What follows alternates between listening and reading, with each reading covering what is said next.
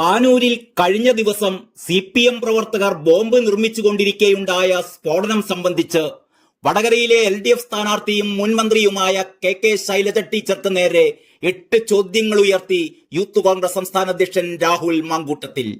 Bomb നിർമ്മാതാക്കളുടെ teacher എന്നാണ് രാഹുൽ ശൈലജയെ വിശേഷിപ്പിച്ചത്. Facebook കുറിപ്പിലൂടെയായിരുന്നു Rahul ചോദ്യങ്ങൾ ഉയർത്തിയിരുന്നത്.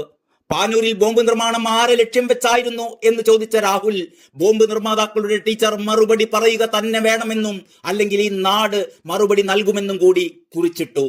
രാഹുൽ മാങ്കൂട്ടത്തിന്റെ കുറിപ്പ് പൂർണ്ണരൂപത്തിൽ ഇങ്ങനെയാണ്. ശ്രീമതി KK ശൈലജയോടാണ്. 1. പാനൂരിൽ ഇന്ന് നടന്ന ബോംബ് സ്ഫോടനം ആരെ ലക്ഷ്യം വെച്ചായിരുന്നു? 2. മുൻ നിശ്ചയിച്ച പ്രകാരം നാളെ സ്ഥാനാർത്ഥി പര്യടനം നടത്തുന്ന സ്ഥലത്ത് നടന്ന ബോംബ് നിർമ്മാണത്തിന്റെ ലക്ഷ്യം ഷാഫി പറമ്പിൽ തന്നെ ആയിരുന്നു? 3. ബോംബ് നിർമ്മാണം നടത്തിയവർ ഇനി എത്ര കോൺഗ്രസ്, ലീഗ്, RMP പ്രവർത്തകരെ ലക്ഷ്യം വെച്ചിട്ടുണ്ട്? 4.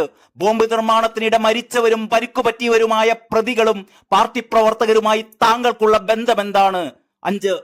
CPIM-ന്റെ സജീവ പ്രവർത്തകരും പരിപാടികളിലെ സജീവ സാന്നിധ്യവുമായ സ്ഫോടനത്തിൽ കൊല്ലപ്പെട്ട ഷെറിൻ, പരിക്കുപറ്റിയ ബിനീഷ് എന്നിവരുടെ ക്രിമിനൽ പശ്ചാത്തലം താങ്കൾക്ക് അറിവുണ്ടായിരുന്നിട്ടും പോലീസിൽ അറിയിക്കാത്തത് എന്തുകൊണ്ടാണ്? 6. ബോംബ് നിർമ്മാണത്തിൽ പങ്കാളിയായവരെ ശ്രീമതി ശൈലജയുടെ തിരഞ്ഞെടുപ്പ് പരിപാടികളിൽ ഭാഗമാക്കുന്നത് എന്തുകൊണ്ടാണ്? 7.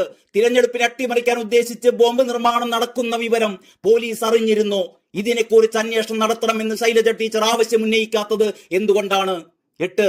ഇനി എത്ര ക്രിമിനലുകളുണ്ട് ശ്രീമതി ശൈലജയുടെ തിരഞ്ഞെടുപ്പ് സംഘത്തിൽ?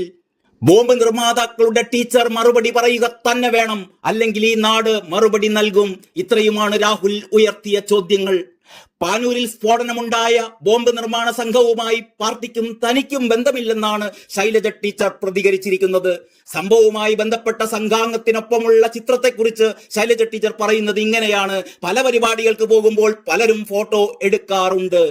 പാനൂരിലെ ബോംബ് നിർമ്മാണ കേന്ദ്രത്തിലുള്ളവർക്ക് CPM-നേക്കാൾ മറ്റു പലരുമായിട്ടാണ് ബന്ധം.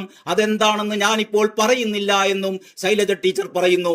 UDF-ന് മറ്റൊന്നും പറയാനില്ലാത്തതിനാലാണ് ഈ വിഷയം തിരഞ്ഞെടുപ്പ് പ്രചാരണത്തിൽ ഉന്നയിക്കുന്നത് എന്നും കൂടി LDF സ്ഥാനാർത്ഥി വിമർശിച്ചു. നേരത്തെ പാനൂർ സ്ഫോടനത്തിൽ CPM-നെതിരെ രൂക്ഷ വിമർശനവുമായി വടകരയിലെ UDF സ്ഥാനാർത്ഥി ഷാഫി പറമ്പിൽ രംഗത്തെത്തിയിരുന്നു. പുരോഗമനം പ്രസംഗിക്കുമ്പോഴും CPM വാളും ബോംബും ഉപയോഗിക്കുന്നുവെന്ന് തെളിയിക്കുന്ന സംഭവങ്ങളാണ് പാനൂരിൽ ഉണ്ടായിക്കൊണ്ടിരിക്കുന്നത്. ഒരു തിരഞ്ഞെടുപ്പിന് മുമ്പ് എന്തിനാണ് ബോംബ് തിരഞ്ഞെടുപ്പ് സാമഗ്രിയായി CPM ഉപയോഗിക്കുന്നത്? ഉത്തരം പറയണം. എന്ത് കാര്യത്തിനാണ് ബോംബ് ഉണ്ടാക്കിയതെന്ന് CPM വ്യക്തമാക്കണമെന്നും ഷാഫി പറമ്പിൽ ആവശ്യപ്പെട്ടു.